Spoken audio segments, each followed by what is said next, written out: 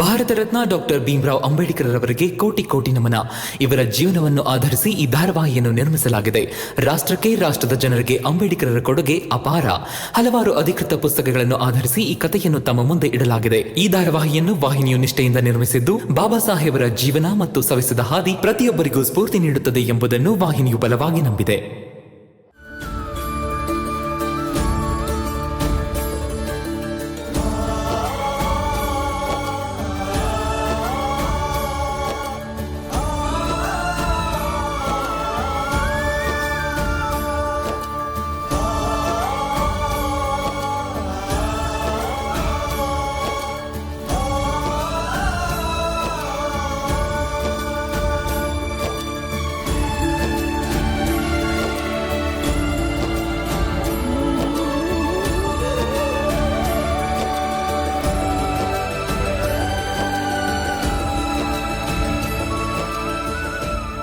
ರಮ್ಮ, ಇದನ್ನ ವ್ಯಕ್ತಿಗತವಾದ ಗೆಲುವು ಸೋಲು ಅನ್ಕೋಬೇಡ. ನಾವು ಅನ್ಕೋಬೇಕಾಗಿರೋದಿಷ್ಟೆ, ಎರಡು ಮುರಿದು ಬಿದ್ದಿರೋ ಸಂಬಂಧಗಳು ಇವತ್ತು ಮತ್ತೆ ಒಂದಾಗಿದೆ.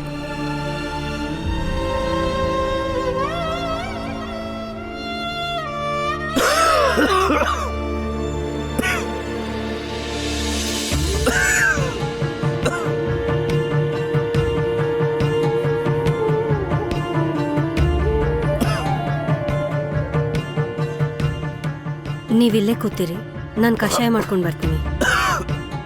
ಮೂರ್ತಿ,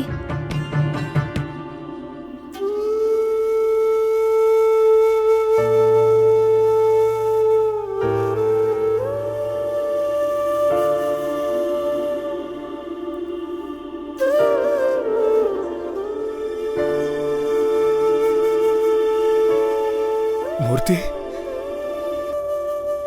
ಮೂರ್ತಿ, ಅಪ್ಪ, ಮೂರ್ತಿ, ಅಪ್ಪ, ಮೂರ್ತಿ ಮಗನೇ.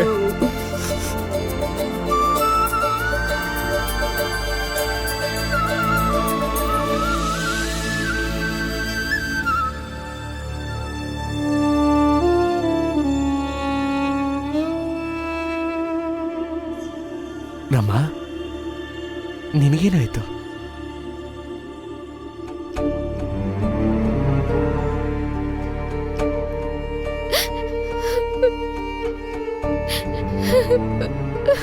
ಅಯ್ಯೋ, ಯಾಕೆ ಹೇಳ್ತಾ ಇದ್ದೆ? ಯಾಕೋ ಇಲ್ಲ. ಮತ್ ಕಣ್ಣಲ್ಲಿ ನೀರು ಯಾಕೆ? ಹೇಳು ರಮ್ಮ, ಏನಾಯ್ತು?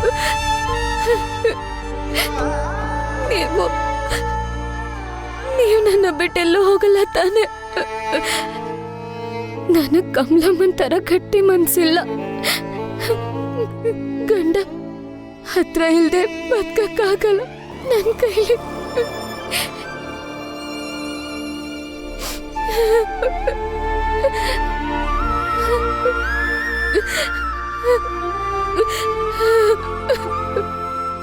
ಯಾಕೆ ಹೀಗೆಲ್ಲ ಮಾತಾಡ್ತಿದ್ಯಾ? ಯಾಕೆ ಈ ಥರ ಎಲ್ಲ ಯೋಚನೆ? ನಾನು ಯಾಕೆ ನಿನ್ನ ಬಿಟ್ಟು ಹೋಗ್ತೀನಿ ಹೇಳು? ಗೊತ್ತಿಲ್ಲ.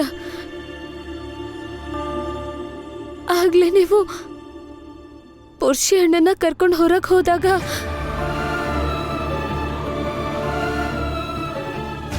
ಅದ್ಯಾಕೋ ಗೊತ್ತಿಲ್ಲ, ಒಂದ್ ಕ್ಷಣ ನನಗಂತೂ ನೀವೇ ಹೋಗ್ತಿದ್ದೀರಾ ಅನ್ನಿಸ್ತು. ನೀವು ನನ್ನ ಬಿಟ್ಟು ಎಲ್ಲ ಹೋಗಲ್ಲ ತಾನೆ? ಯಾಕಮ್ಮ ಹೀಗೆಲ್ಲ ಮಾತಾಡ್ತಿದ್ಯಾ? ನಾನು ನಿನ್ನನ್ನು ಬಿಟ್ಟು ಹೋಗೋ ಮಾತೇ ಇಲ್ಲ. ಅಲ್ಲ, ಹಂಗೋ ಹೋಗೋ ಹಾಗಿದ್ರೆ ಇಷ್ಟೊಂದು ಪ್ರೀತಿ ಕೊಡೋ ಹೆಂಡ್ತಿನ ಬಿಟ್ಟು ನಾನೆಲ್ಲಿ ಹೋಗ್ಲಿ ಹೇಳು?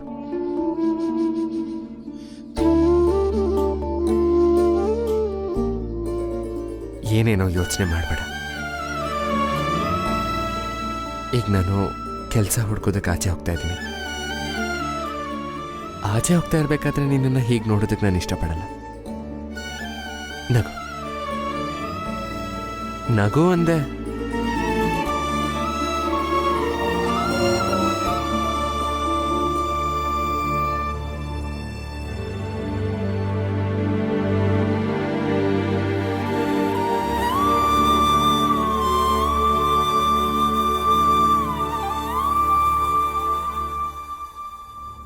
ತಗೊಳ್ಳಿ ಕಷಾಯ ಕುಡೀರಿ. ಅಮ್ಮ, ನಾನು ಕೆಳಗಡೆ ಹೋಗಿ ಅಪ್ಪನ ವಸ್ತುಗಳು ತಗೊಂಡ್ಬರ್ತೀನಿ. ತಗೊಳ್ಳಿ ಈ ಕಷಾಯ ಕುಡೀರಿ.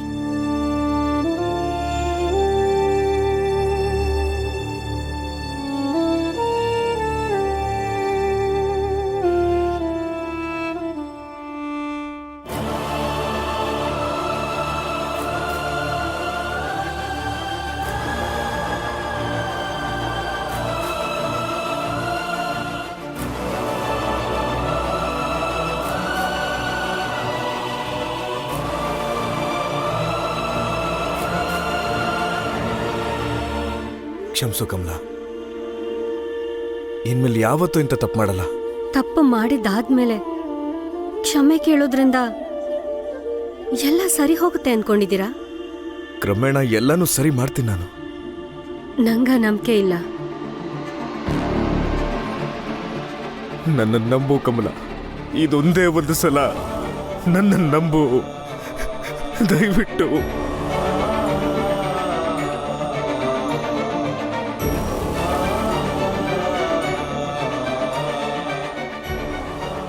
ಇಬ್ರು ಚೆನ್ನಾಗಿರಿ, ಸುಖವಾಗಿರಿ.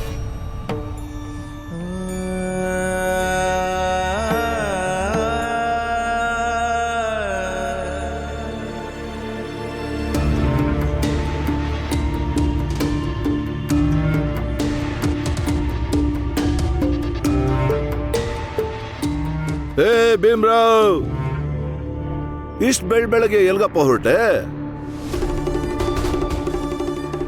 ಯಾಕೇನಾಯ್ತು? ಬಾಯಲ್ಲಿ ಏನಾದ್ರು ಇಟ್ಕೊಂಡಿದ್ಯಾ? ಕೇಳಿದ್ದು ಕುತ್ರ ಕೊಡಕ್ ಆಗಲ್ವಾ? ನಮಗೂ ಗೊತ್ತಾಗ್ಲಿ ಹೇಳಪ್ಪ. ಇಷ್ಟು ಬೆಳಗ್ಗೆನೆ ಯಾವ ಕಡೆ ಹೊರಟೆ ಅಂತ? ನಾನು ಒಬ್ಬನೇ ಹೋಗ್ತಿಲ್ಲ ಮೇಘನಾಥ್ ಅವ್ರೆ, ನಾವಿಬ್ರು ಹೋಗ್ತಾ ಇದ್ದೀವಿ ನಮ್ಮ ಕೆಲಸಕ್ಕೆ. ನಾನು ಹೊಸ ಕೆಲಸ ಹುಡ್ಕೊಂಡು ಹೊಸ ದಾರಿ ಹುಡ್ಕೊಂಡು ಹೊರಟಿದ್ರೆ, ನೀವು ನಿಮ್ಮ ಕೆಲಸ ಮಾಡ್ತಾ ಇದ್ರ. ನನಗೆ ವಿನಾಕಾರಣ ತೊಂದರೆ ಕೊಡೋ ಕೆಲಸ. ಓಹೋ, ನಿನ್ ಪ್ರಕಾರ ನಾವು ನಾಲಾಯಕರು, ಸುಮ್ನೆ ನಿನ್ಗೆ ತೊಂದರೆ ಕೊಡ್ತಿರೋರು ಅಂತ. ಒಂದ್ ವೇಳೆ ನಿನ್ಗೆ ಹಾಗನ್ಸಿದ್ರೆ ಅದು ಸರಿನೇ. ಆದ್ರೂ ನಮ್ಗೆ ಹೇಳ್ಬೋದಲ್ಲ ನೀನು ಯಾವ ಕೆಲ್ಸದ ಮೇಲೆ ಹೋಗ್ತಿದ್ಯಾ ಅಂತ. ಯಾವುದೋ ಒಂದು ಸಿಗುತ್ತೆ, ನೋಡೋಣ. ಏನ್ ಕೆಲಸ ಬೇಕಾದ್ರೂ ಮಾಡ್ಬಿಡ್ತೀಯಾ? ಅಲ್ಲ ಕಣಯ್ಯ ಭೀಮ್ರಾವ್, ಏನೋ ಒಂದ್ ಕೆಲಸ ಮಾಡೋದಿಕ್ಕೆ ಇಷ್ಟೆಲ್ಲ ಓದ್ಬೇಕಿತ್ತನಪ್ಪ ನೀನು. ನೀನೇನೋ ಗ್ರಾಜುಯೇಷನ್ ಡಿಗ್ರಿ ಬೇರೆ ಪಡ್ಕೊಂಡಿದ್ಯಾ, ಅದರಿಂದ ಏನ್ ಲಾಭ ಬಂತು? ಜೀವನದ ಅವಶ್ಯಕತೆ ಲಾಭ ನಷ್ಟಕ್ಕೂ ಮಿಗಿಲು ಮೇಘನಾಥ್ ಅವ್ರೆ. ಹೋಗು ಹೋಗು ಹೋಗು ಹೋಗು, ಕೆಲಸ ಹುಡ್ಕೋ. ನೀನು ಹೋಗಿ ಕೆಲಸ ಹುಡುಕ್ತಿರುವಾಗ ನನ್ನ ಇಬ್ಬರು ಮಕ್ಕಳು ಸೇರ್ಕೊಂಡು ನಿನ್ ಯಾವ ಕೆಲಸ ಸಿಗದೆ ಇರೋ ಹಾಗೆ ಮಾಡೇ ಮಾಡ್ತಾರೆ. ಇದೇನು ಹೊಸದಲ್ಲ ಮೇಘನಾಥ್ ಅವ್ರೆ. ಈ ಭೀಮ್ರಾವ್ ಅಥವಾ ಈ ಭೀಮ್ರಾವ್ ಅಂತ ಸಾವಿರಾರು ಮಂದಿ ಹೀಗೆ ಕೆಲಸ ಹುಡುಕ್ತಾನೆ ಇರ್ತಾರೆ, ಜೀವನ ನಡೆಸ್ತಾನೆ ಇರ್ತಾರೆ. ಮತ್ ನೀವು ಮತ್ತೆ ನಿಮ್ಮ ಮಕ್ಕಳಂತವ್ರು ನಮ್ಮ ದಾರಿಗಡ್ಡ ಬರ್ತಿರ್ತೀರ. ಇದೇ ಹೋರಾಟ ತಾನೇ ನಡೀತಾ ಇರೋದು ನಮ್ಮಲ್ಲಿ. ಮಾಡು ಮಾಡು, ಹೋರಾಟ ಮಾಡು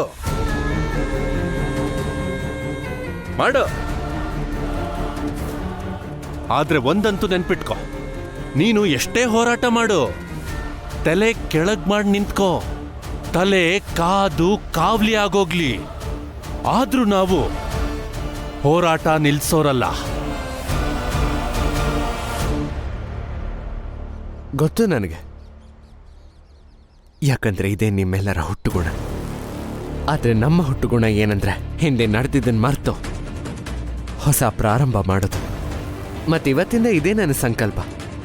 ಹೊಸ ಕೆಲಸ ಹುಡುಕಿ ಹೊಸ ಪ್ರಾರಂಭ ಮಾಡಕ್ಕೆ ಪ್ರಯತ್ನ ಪಡ್ತೀನಿ, ಮತ್ ಮಾಡ್ತಾನೇ ಇರ್ತೀನಿ. ಅದ್ಯಾಕಂದ್ರೆ ಮನುಷ್ಯನ ಜೀವನ ವಿವಿಧ ಕಾಂಡಗಳಿದ್ದಂತೆ. ಮತ್ತಿವತ್ತಿಂದ ನನ್ನ ಜೀವನದ ಹೊಸ ಖಂಡ ಶುರುವಾಗ್ತಾ ಇದೆ. ಗ್ರಾಜುಯೇಷನ್ ಪೂರ್ತಿ ಆದ್ಮೇಲೆ ವಡೋದರಾಗ ಹೋಗ್ಬೇಕೋ ಬೇಡವೋ ಅನ್ನೋ ಗೊಂದಲದಲ್ಲಿ ಒಂದು ಹೊಸ ಪ್ರಾರಂಭ ಮಾಡೋದಕ್ಕೆ ಮುಂದೆ ಹೋಗ್ತಾ ಇದ್ದೀನಿ. ಮತ್ತ ಆ ಪ್ರಾರಂಭನ ನೀವೆಲ್ಲರೂ ನೋಡ್ತೀರ.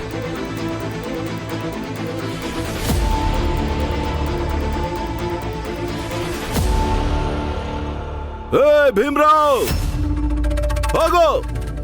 ಅದೆಷ್ಟು ಹೋರಾಟ ಮಾಡ್ತೇವೆ ಮಾಡ್ಕೊ ಹೋಗು. ಆದ್ರೆ ಹೋಗ್ತಾ ಹೋಗ್ತಾ ನಂದೊಂದು ಮಾತು ಕೇಳ್ಕೊಂಡು ಹೋಗು.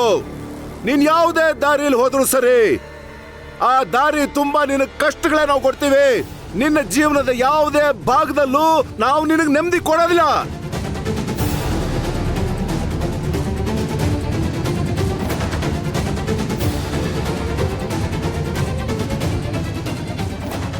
ಏ ಭೀಮ್ರಾವ್, ಹೋಗ್ತಾ ಹೋಗ್ತಾ ನಿನ್ನವ್ರ ಇತಿಹಾಸನು ಸ್ವಲ್ಪ ನೆನಪು ಮಾಡ್ಕೋ.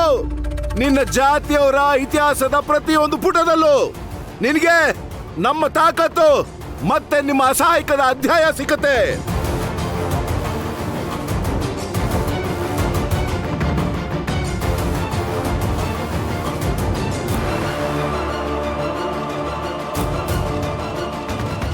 ಭೀಮ್ರಾವ್, ಚೆನ್ನಾಗಿ ನೆನ್ಪಿಟ್ಕೋ, ಇದೇ ರೀತಿ ನಾವು ನಿಮ್ಮವರ ಭವಿಷ್ಯ ಕೂಡ ಹಾಳು ಮಾಡ್ಬಿಡ್ತೇವೆ.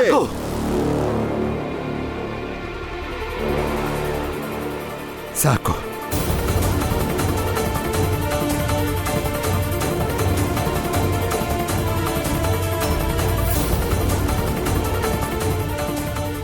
ಭವಿಷ್ಯದ ಬಗ್ಗೆ ಮಾತಾಡಬೇಡಿ ಮೇಘನಾಥ್ ಅವರೇ. ಅದ್ರ ಬಗ್ಗೆ ಯೋಚನೆನೂ ಮಾಡಬೇಡಿ, ಊಹೆ ಮಾಡೋ ಪ್ರಯತ್ನನೂ ಮಾಡಬೇಡಿ. ನಮ್ಮ ಜನ ನಮ್ಮ ಇತಿಹಾಸನ ಅಸಹಾಯಕತೆ ಮತ್ತೆ ಬೆವರಿಂದ ಬರೆದಿದ್ದಾರೆ, ಕೆಲವರು ರಕ್ತದಿಂದನೂ ಬರೆದಿದ್ದಾರೆ. ಆದ್ರಿಂದ ನಮ್ಮ ಭವಿಷ್ಯ ಉಜ್ವಲವಾಗಿರುತ್ತೆ.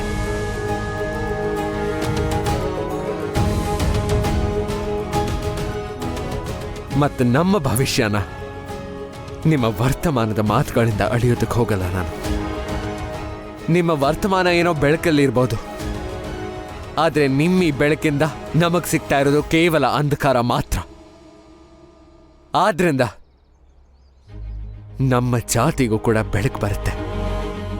ಪ್ರತಿಯೊಂದು ಕುಟುಂಬ ಕೂಡ ಸದಾ ಬೆಳಕಲ್ಲೇ ಬದುಕುತ್ತೆ.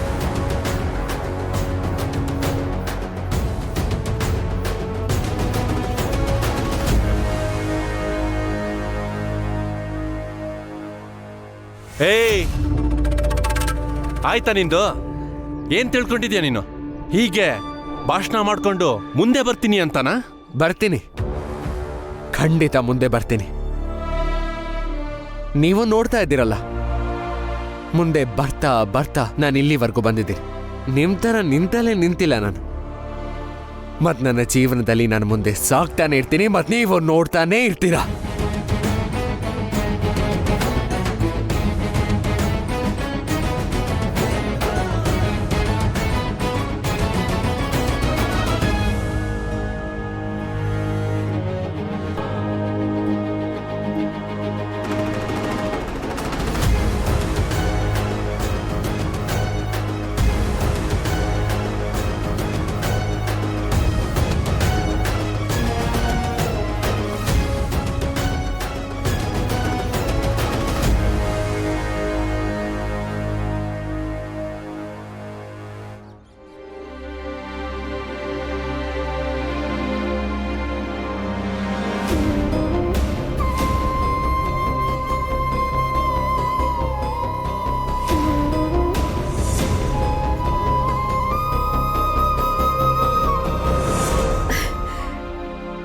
ಕ್ಷಮಿಸಿದ್ದೀನಿ ನಿಮ್ಮನ್ನ. ಕಷಾಯ ಕುಡೀರಿ ಈಗ. ಇದು ಸತ್ಯನಾ ಕಮಲಾ? ನಿಜವಾಗ್ಲೂ ಕ್ಷಮಿಸಿದ್ಯಾ? ಹಾ, ಖಂಡಿತ ಕ್ಷಮಿಸಿದ್ದೀನಿ. ನಾನು ನಿಮ್ಮ ಹೆಂಡತಿ ಮಾತ್ರ ಆಗಿದ್ದಿದ್ರೆ ನಿಮ್ಮನ್ನ ನಾನು ಖಂಡಿತ ಕ್ಷಮಿಸ್ತಾ ಇರಲಿಲ್ಲ. ಆದ್ರೆ ನಿಮ್ಮ ಮಗುಗೆ ತಾಯಿಯಾಗಿ ನನ್ನ ಮಗ ಯಾವತ್ತೂ ತಂದೆ ಪ್ರೀತಿಯಿಂದ ವಂಚಿತ ಆಗಬಾರ್ದು.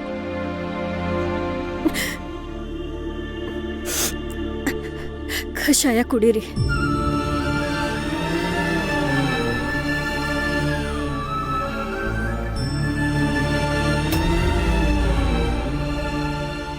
ಇನ್ಯಾವತ್ತೂ ನಮ್ಮನ್ನು ಬಿಟ್ಟು ಹೋಗಲ್ಲ ತಾನೆ?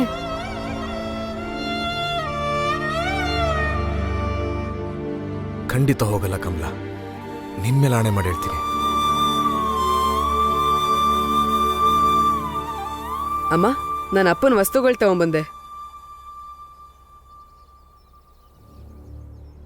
ಕಮಲಾ,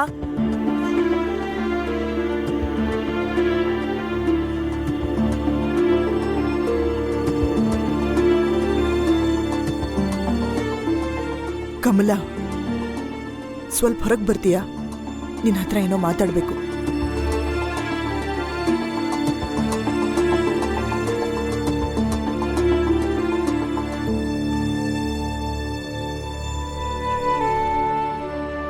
ಹೇ ಮೂರ್ತಿ, ಬಾ ಇಲ್ಲಿ. ಬಾ ಕೂತ್ಕೋ ಬಾ. ಹೇಳಿವಾಗ ಇಷ್ಟು ವರ್ಷ ಏನೆಲ್ಲ ಮಾಡಿದೆ? ಬೇಕಾದಷ್ಟು ಮಾಡಿದ್ದೀನಿ ಅಪ್ಪ.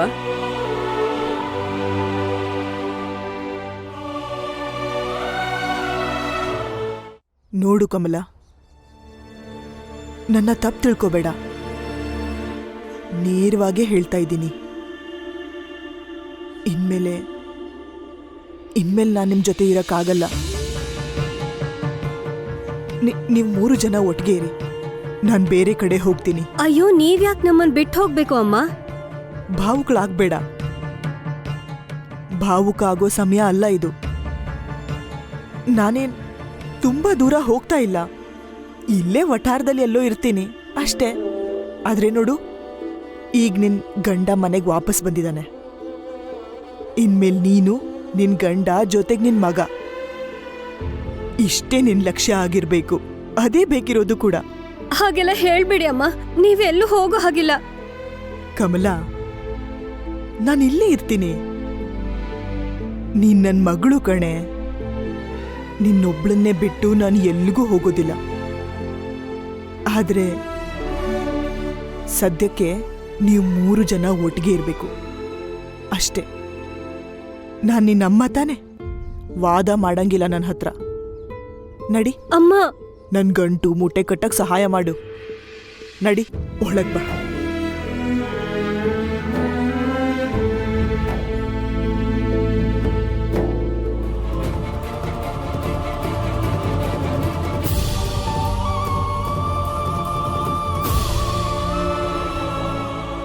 ಅಕ್ಕ, ಯಾಕೆ ಅಳ್ತಿದ್ದೀರಾ? ಯಾಕೂ ಇಲ್ಲ ರಮ್ಮ. ಅಕ್ಕ, ಏನಾಯ್ತು? ಯಾಕೆ ಅಳ್ತಿದ್ದೀರಾ? ಅಕ್ಕ, ಕೆಲ್ಸ ಹುಡ್ಕಕ್ ಹೋಗೋಣವಾ? ಬೇಡ, ಮೊದಲು ಅಕ್ಕ ಯಾಕೆ ಅಳ್ತಿದ್ದಾರೆ ಅಂತ ತಿಳ್ಕೋಬೇಕು ನಾನು. ಬಿಡು ರಮ್ಮ. ಅಕ್ಕ, ಹೇಳಿ, ಏನಾಯ್ತು?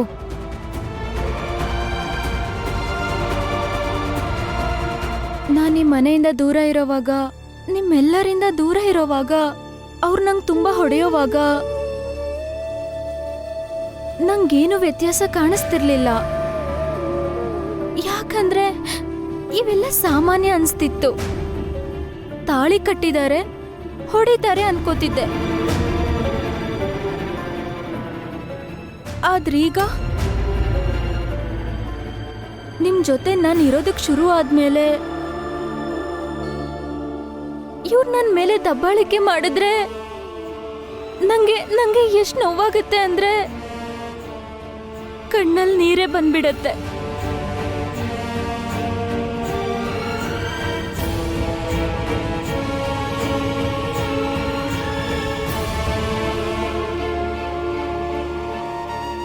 ನಡೀರಿ, ಕೆಲಸ ಹುಡ್ಕಕ್ ಹೋಗೋಣವಾ? ಯಾಕೆ? ಒಟ್ಟಿಗೆ ಕೆಲಸ ಹುಡ್ಕೋಕ್ ಯಾಕೆ ಹೋಗ್ಬೇಕು? ಯಾಕಂದ್ರೆ ನಿಮಗಿಷ್ಟ ಬಂದಾಗ ಎಲ್ಲರ ಮುಂದೆ ಹೆಂಡತಿಗೆ ಬೈಬೋದು. ಇದೇನಾ ಗಂಡ ಹೆಂಡತಿ ಅಂದ್ರೆ? ಏನ್ ಮಾಡ್ತಿದ್ದೀರಾ ನೀವು? ಬಿಡಿ, ಬಲವಂತ ಮಾಡ್ಬೇಡಿ, ಬಿಡಿ. ನಡಿ ರಮ, ಏನಾಯ್ತೀಗ? ಆಗಿದ್ದಾಯ್ತಲ್ವಾ? ಈಗ ಅದೇ ವಿಷಯ ಇಟ್ಕೊಂಡು ಜಗಳ ಆಡ್ತಾನೆ ಇರ್ಬೇಕಾ? ಆಗಿದ್ದಾಯ್ತು. ಅಕ್ಕನ ಕಣ್ಣಲ್ಲಿ ನೀರು ಬರ್ತಿದ್ಯಲ್ಲ, ಅದೇ ಹೇಳ್ತಿದೆ. ವಿಷಯ ಇನ್ನೂ ಮುಗ್ದಿಲ್ಲ. ಅವ್ರ ಮನ್ಸಲ್ಲಿ, ಅವ್ರ ತಲೆಯಲ್ಲಿ